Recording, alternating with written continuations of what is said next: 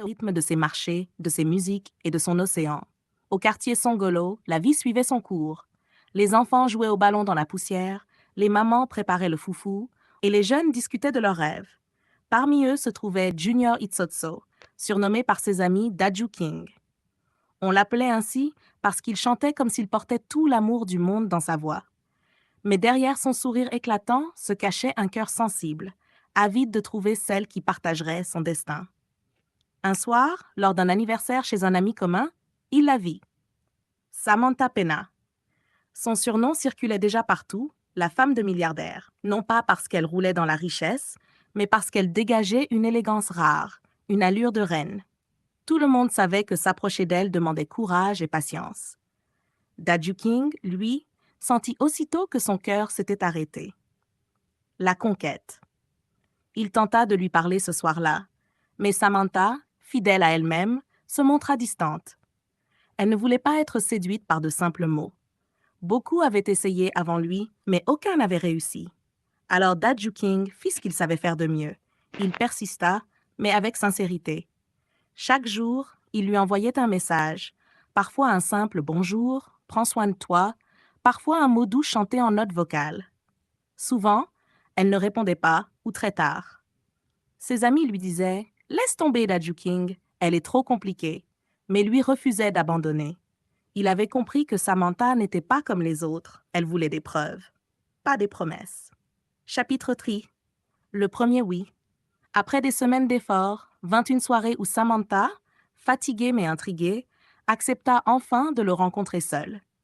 Ils se retrouvèrent près de la plage de Loangili, là où le bruit des vagues couvrait leur silence. « Pourquoi tu insistes autant ?» demanda-t-elle en le fixant de ses grands yeux. « Parce que je ne veux pas d'un amour facile. »« Je veux toi, » répondit-il, la voix tremblante mais ferme. Samantha ne dit rien tout de suite.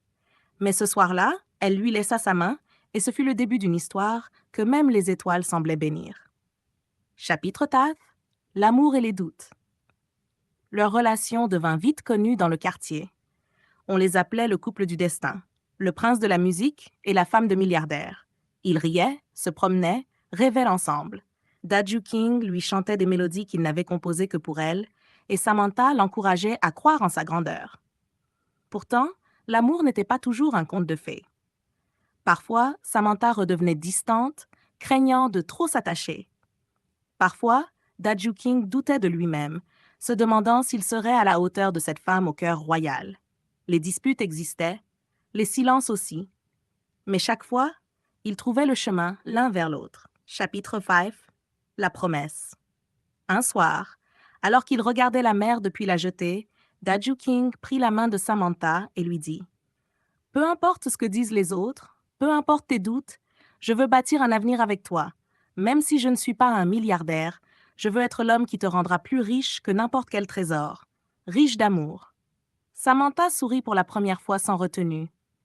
Ses yeux brillaient d'une émotion qu'elle n'avait jamais laissé voir. « Alors sois mon roi, et moi je serai ta reine. » Et ce soir-là, sous les étoiles de Pointe-Noire, naquit une promesse silencieuse, celle de s'aimer envers et contre tout, d'écrire leur histoire comme une légende.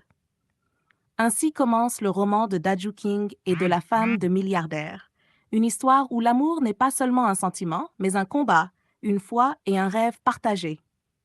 Veux-tu que je continue ce roman en plusieurs chapitres détaillés, comme une vraie saga avec rebondissements?